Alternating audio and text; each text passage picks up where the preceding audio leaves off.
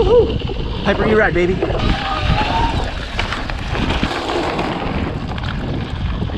This isn't nearly as nice as my $6,000 bike with the cheap components and kind of, I would say, just less capable geometry and frame. I mean, it uses bushings instead of bearings, and I don't really trust this frame to take big hits. I wouldn't bring it to a downhill park, heck no. But, so it's not in the same league as the Cube Stereo Hybrid, but it's at least the same sport. Woohoo! New bike day. What up, YouTube? It's your boy, Mr. Ocelot. And this is my very first trail ride of my Hyper E-Ride mid-drive full suspension. I wish they just have a new name for the bike. Like, seriously. And while this is my first ride of my bike, it's not my first ride of this particular model of bike.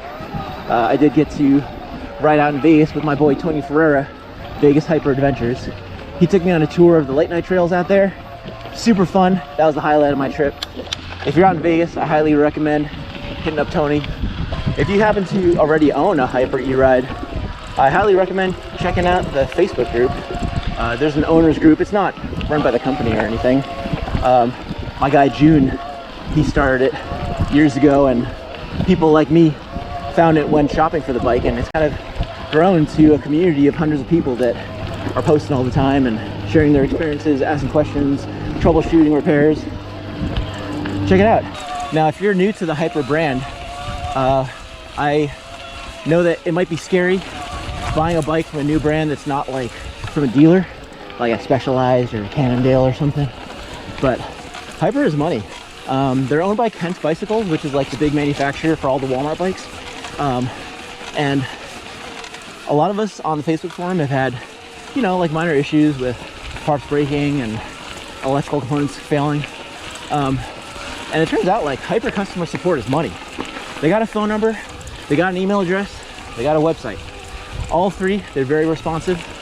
I haven't heard of anyone who's an original purchaser from Walmart who still had their receipt and were within 1 year of the purchase price. I haven't heard of anyone not getting their issue fixed by Hyper yet. If you're buying from a reseller, or you don't have proof of purchase, or it's longer than a year, you're probably out of luck. Another thing I learned is that if you wash your bike and you took the sticker off of the battery and water gets into the battery through the battery lights, that's not covered, because Hyper doesn't cover water damage. If you live in Seattle, if you live in Vancouver, if you live anywhere where you're going to be commuting on your Hyper bike in the rain, look into some sort of waterproofing that you can do of the electrical connections and the battery, even if it just means, like, I don't know, putting a towel around it while you're riding, or, you know, zip tying a towel around it while you're riding, or definitely keeping that sticker on. Maybe like a wrap, some way to just mitigate water intrusion in the battery, in the electrical connection in the battery compartment.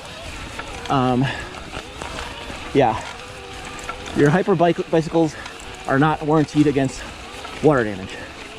Now, one question I don't know the answer to is, what if you got the aftermarket Allstate extended warranty through Walmart? That one explicitly says it covers electrical failure.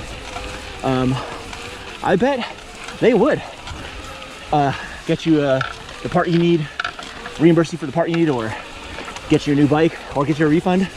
I hope to never test that, but something tells me that I might end up needing to if I'm testing this bike and building it out and riding it. One thing I would suggest if you do pick up one of these bikes is keep the film, the protective film on the screen that comes with the bike, and just leave it on, because I took mine off and then I flipped my bike over to work on the derailleur, and when I picked the bike back up, I already had a scratch on the screen.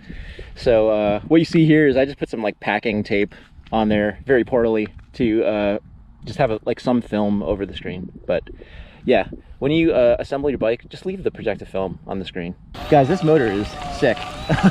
Like, I've got a very small freewheel in the back of the bike, but I'm still climbing up these hills that are pretty steep. And not only is the motor up to the task, it's actually pretty quiet too. For those of you who like to be stealthy with your e-bikes, this is a nice choice with the kind of narrower battery and quieter motor. People aren't going to know from a mile away that you're riding an e-bike, and they definitely won't accuse you of motocrossing or whatever. God, the torque sensing in this motor is so money. There's no delay to the input, it's just telepathic. The fork, you know, it's definitely a budget fork, but it's a lot better than the Hyper branded one that came on the hardtail. This is something you can ride on cross-country trails, or just be careful if you're riding on off-road with it. But it's not something that needs to be replaced immediately. It's just something that you'll probably want to upgrade in short order. So the handlebars, they're a good width if you're, I would say, below 5'11". But for me, they're a little bit narrow, and there's also no rise to it. So I would somehow like to have a little more rise in the handlebar point of this bike. Now, one way you could do that is you could get handlebars with a little bit of rise in them, where it's kind of upswept here. Or, since I'm upgrading the fork, could I, or should I, over fork this bike? Maybe jump from 100 millimeters up to 140. That would give me a lot more squish in the front, and it would also raise the entire front end of the bike, probably like 1.5 inches or so. But I actually want my handlebars higher, so it's not a bad thing. So yeah, I'm riding the full suspension here in my home loop for the first time.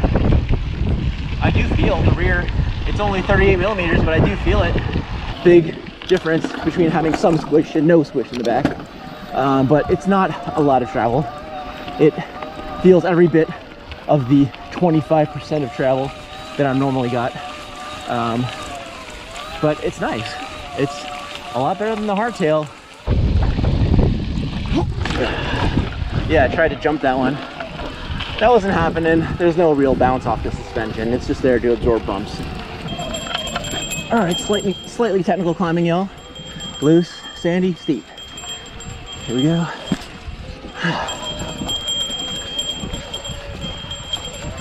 Oh yeah, rear suspension's helping. I feel it keeping my rear wheel connected to the ground a little bit.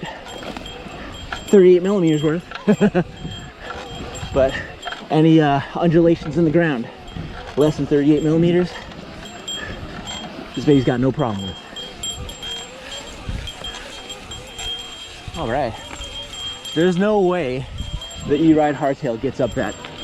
No freaking way.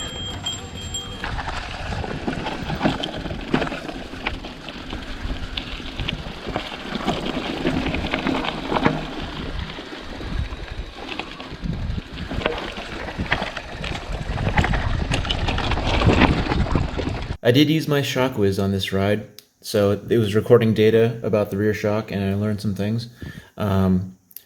So when I set up the bike, I had 159 psi air pressure in the rear shock, and just got lucky and guessed right, and that was the correct pressure for me, according to Shock Whiz. It does want me to remove spacers, and it wants that because it wants more air volume in the shock. I don't know if there are spacers in the stock rear shock, but this Shock Whiz is saying that basically it wants more air volume, which is not surprising because this is only a 38 millimeter shock travel. Rebound, yeah, I'm going to adjust that and slow down the rebound a little bit. It also wants softer compression. That's the red dot on this chart here. So that's also kind of related to the small air volume of the shock. These Tektro Aries mechanical brakes are they're not bad for mechanical brakes. Good cost-cutting move by Hyper. If you're a serious mountain biker you will definitely upgrade to hydraulic. But if you're just getting into the sport and are on like green trails, these mechanicals are money. Here's a little bit of descending here. Let me focus on riding rather than talking. God, these brake levers are not ergonomic at all.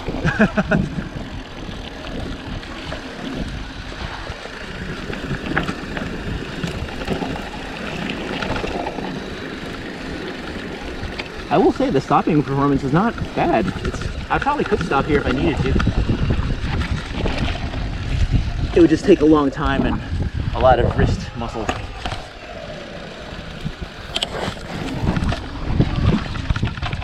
Yeah, my forearms are already pumped. I'm only like halfway down this hill. It is stopping the bike. Give it credit for that. So safety is okay. It's just that I don't know, like modulation is not present. Okay, I'm maxed out brake now. It's not stopping the bike. I'm just rolling down, but it's slow enough that I'm able to navigate this safely. You know, the YouTube effect doesn't really show how steep this hill is, but it's steep enough that if you're walking up it, your heels are not touching the ground. Here, I think these tires are a little bit skinny for this type of trail. Not a lot of traction, so I'm gonna kind of rein it in a little bit here.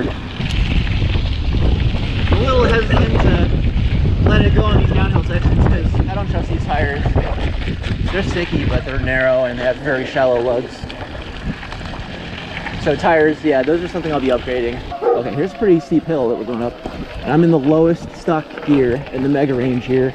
And this is not ideal. Because my cadence now is falling to like probably 40 RPMs, and you really want your cadence to be like, your pedaling cadence to be like over 100 for sure. So we're seeing the first limitations of the stock bike, this mega range. Even for this not super duper steep hill, the mega range isn't really up to the task of it. If I was doing this every day, the rear freewheel or cassette, if you're going to go that route, that needs to be swapped out. God, this twist shift is also really annoying. This Shimano Revo shift. Oh God. On the trail, like, I want like fast, low effort shifts. And this thing is not only slow, because you're mechanically actuating the entire range of the shift. It's also kind of tiring on the forearms and hand muscles, because you gotta completely keep like half your hand on this thing the whole time, and it's twisting and maybe twisting when you don't want it to, and yeah, this needs to be swapped out, especially for how cheap a shifter is. I think you can get one for less than $20. The saddle is everyone's favorite brand, Snafu. The same saddle, I think, that's on the hardtail. It's probably been like a mile and a half, and already my bum is complaining a little bit. So yeah, when I install a dropper, I'm gonna have to get my usual saddle on here as well. One funny thing about this bike is that the seat tube that came with the bike was like way too high for me. I had to cut this one down by 3 inches. And I'm 6'1", so I don't know what like normal size people are gonna do.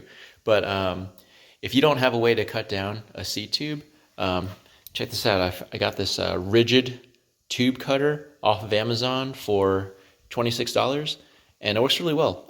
I've used it on my seat tube as well as on handlebars a couple times, and it's really easy. You just unscrew this black guy to open up this rotating blade here, and tighten it down righty-tighty with the black knob. Spin this guy around the tube, full 360, and just keep doing that. And then like every couple of turns, tighten down the black knob again, and before you know it, seat tube or handlebars will be cut. Yeah, this is a mountain up here, so I will be most likely using the walk mode. Let me see how high I can get up. Yeah, that's about as high as I want to go. The whole bike's sliding down as I stop, and let me see, walk mode here. All right, you got to hold it down for a minute, and it's not enough to push the bike up on its own. You're still pushing the bike. Woohoo! First trail ride, guys. I'm not going to have to carry a second battery pack when I do this home loop with this bike. That's huge. The battery pack is 5 pounds. It's made of metal and it's awkward and it's in my back, like on my body. So it makes me more fatigued a little bit over the course of a 90-minute ride, 12 miles. So one battery pack, enough juice to do my home loop. Heck yeah. But all right, guys, thanks again for watching. Peace out.